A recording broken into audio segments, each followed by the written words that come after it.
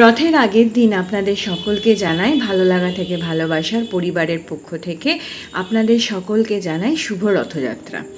আপনারা তো জানেন আমি থাকি মাহেশে। আমাদের বাড়ি থেকে জাস্ট 5 থেকে 7 মিনিটের দূরত্বেই রয়েছে জগন্নাথ মন্দির। মাহেশের জগন্নাথের রথ হচ্ছে বিখ্যাত। পুরীর জগন্নাথের পরেই মাহেশের জগন্নাথের রথ।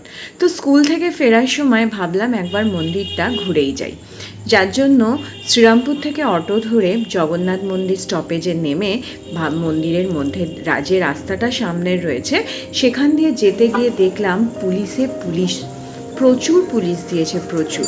এবং রাস্তাঘাট জিটি রোডের ওপরে যেহেতু রথ টান হয়, তো সেখানে আপনাদের লোকজন দাঁড়িয়ে দেখার মতন শেড করাও রয়েছে।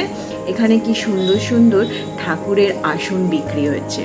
প্রচুর লোক অনেক দূর দূর থেকে এখানে আসেন হচ্ছে প্রার্থনার জন্য।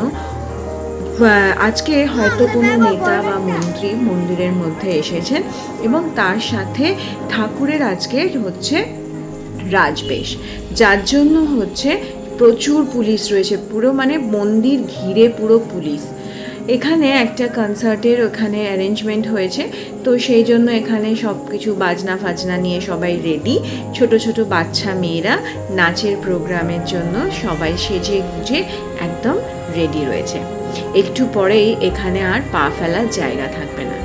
আমার প্রায় 25 বছর বিয়ে হতে চলল, কিন্তু আমি কখনো রথটান দেখিনি, কারণ এত ভিড় হয়, ধাক্কা ধাক্কি মার পিট, মানে বিভৎস কাণ্ড হয়।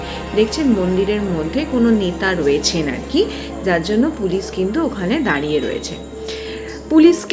পুলিশ কিছুতেই দরজার সামনে থেকে সরছে না, যতক্ষণ না ওই ভেতরের ভদ্রলোক বাইরে বেরোবেন ততক্ষণ তো সরবে না।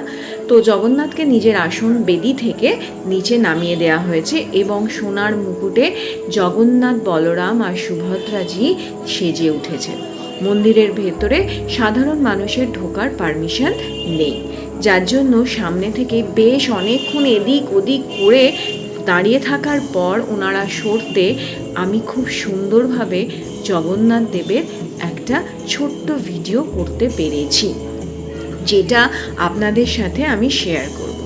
তবে একটু দাঁড়ান, এনাদের একটুখানি সরতে দিলেই আমি আপনাদের সাথে সেটা দেখাবো।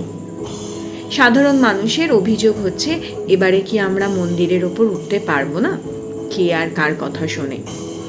প্রোগ্রামের জন্য সমস্ত বাচ্চা মেয়েরা রেডি, নাচের ফাংশন হবে, গান হবে। কালকে রথযাত্রা নিয়ে বিশাল আয়োজন। রথযাত্রা মাহেশের এক বিখ্যাত দিন। এই দিনগুলোতে 7 দিন ধরে যে মানে সোজা রথ থেকে উল্টো রথে তো প্রচণ্ড ভিড় হয়। তাছাড়াও এখানে 1 মাস মাহেশের যে রথের মন্দির রয়েছে তার পাশে যে মাঠ রয়েছে সেখানে 1 মাস ব্যাপী মেলা চলে। আপনারা চাইলে কিন্তু এসে দেখতে পারেন। এই যে দেখছেন কি সুন্দর যে জগন্নাথ দেবকে সাজিয়েছে, এদিকটায় আর দেখতে পেলাম না। দেখুন পুরো ফাঁকা হয়ে গেছে সামনেটা। যাই হোক গে, ভগবান হয়তো দর্শন দেবেন বলেই এরকমভাবে ফাঁকা করে দিয়েছিলেন, যাতে দর্শন অন্তত 10 মিনিট দাঁড়িয়ে থাকার পর তবে আমি এই জায়গাটা ক্যাপচার করতে পেরেছি। জগন্নাথ দেব আর পাশে সুভদ্রা মাকেই দেখতে পাওয়া যাচ্ছে, বলরামকে কিন্তু দেখতে পাওয়া যাচ্ছে না। সামনেই রয়েছে ঠাকুরের ভোগ, যারা ইচ্ছা করবে তারা ওখান থেকে ভোগ নিতে পারে। যাই হোক, ঠাকুরের দর্শন করে সবাইকে শুভ রথযাত্রার প্রীতি ও শুভেচ্ছা জানিয়ে আজকের ব্লগটা এখানেই শেষ করছি। পারলে এই রথ থেকে সোজা রথ থেকে উল্টো রথের মধ্যে এসে মাহেশ না, এই সময় তো আবার আপনার মাহেশের জগন্নাথ মন্দিরে কিন্তু জগন্নাথ দেব থাকবেন না, উনি তো মাসির বাড়ি থাকবেন।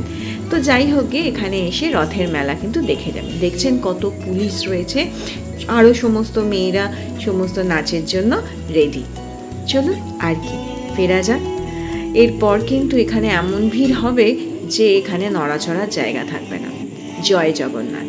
সবার ভালো করো, সবাইকে ভালো রেখো, সবাইকে যেন থাকতে তুমি আশীর্বাদ করো। আসি, নমস্কার।